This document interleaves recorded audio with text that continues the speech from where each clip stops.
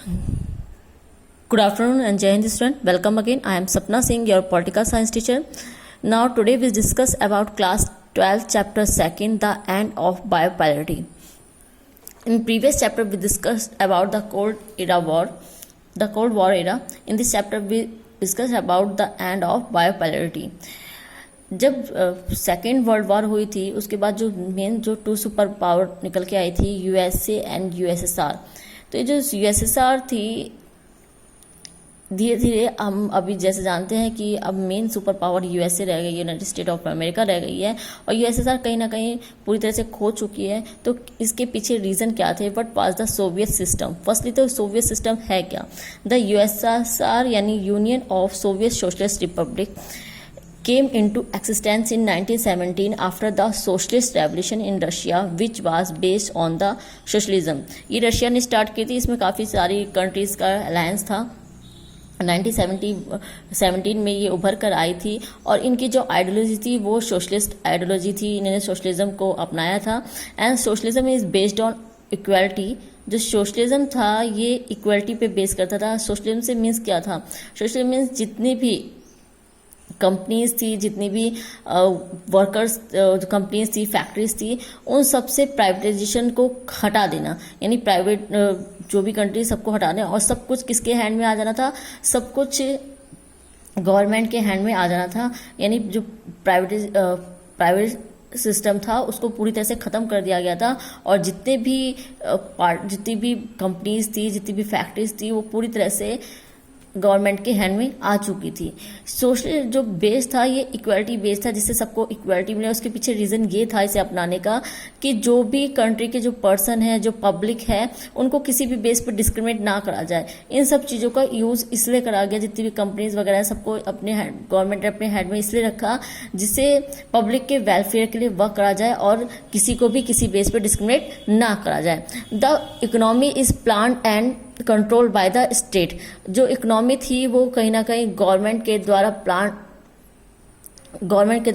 Plan थी and the economy is plan and control. Government उसको plan कर सकती थी, उसे कंट्रोल कर सकती थी. यानी पूरी तरह से जो सिस्टम था वो पूरी तरह से गवर्नमेंट के हाथ में चला गया था. And single party system, the Soviet political system was centred around the communist party and no opposition party were allowed. और इसी में जो इसका रीज़न क्या हुआ? इसके कारण जो सोवियत सिस्टम था, पॉलिटिकल सिस्टम था, वो पूरी तरह से सेंट्रलाइज हो गया था और कहीं ना कहीं इसमें एक ही पार्टी का पूरा डोमिनेंस हो गया था. अदर किसी पार्टी को कोई अनाउंसमेंट ही नहीं थी कि कोई और पार्टी इसमें साथ दे पाती. एंड जो सोवियत यूनियन थी इसने भी बिल्कुल अमेरिका की तर्ज पे, जैसे अमेरिका ने नाटो सिस्टम को अपनाया था, अपना एक मिलिट्री अलायंस बनाया था, सेम उसी तरह से यूएसएसआर ने भी अपना वेस्ट नाम का एक मिलिट्री अलायंस बनाया था. जो भी इसके साथ अलायंस जितनी भी कंट्रीज थी उन्होंने भी अमेरिका के देखा देखी कह लीजिए कि अमेरिका से लड़ने के लिए अपना एक मिलिट्री अलायंस बनाया था कि अगर ऐसी कोई कंडीशन आती है कि अमेरिकन जो अलायंस है, कंट्रीज है, उन पर हमला करती हैं कुछ भी, तो इसके लिए सभी कंट्री ने मिलकर अपना एक मिलिट्री अलायंस को बनाया हुआ था.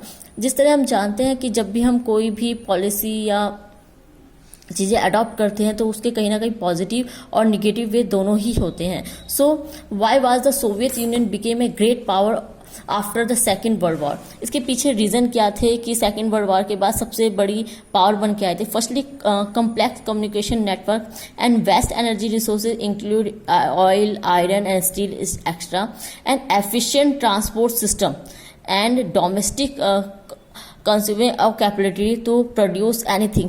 State assured minimum standard living and no unemployment. Because privatisation को कहीं ना कहीं ख़त्म कर दिया गया तो जो बेरोजगारी थी वो कहीं पे भी नहीं रह गई थी. कंट्रीज़ के पास जितनी भी कंट्रीज़ के पास थी उनके पास खुद के अपने जितने रिसोर्सेज थे, ऑयल, स्टील एक्सेट्रा, जिनका वो प्रॉपर वे में यूज़ कर पाई थी. अदर कंट्रीज से उनको खरीदना नहीं पड़ता था, वह हर चीज़ें खुद बनाती थी. और उनके पास जो ट्रांसपोर्ट सिस्टम था वो भी पूरी तरह से था ठीक.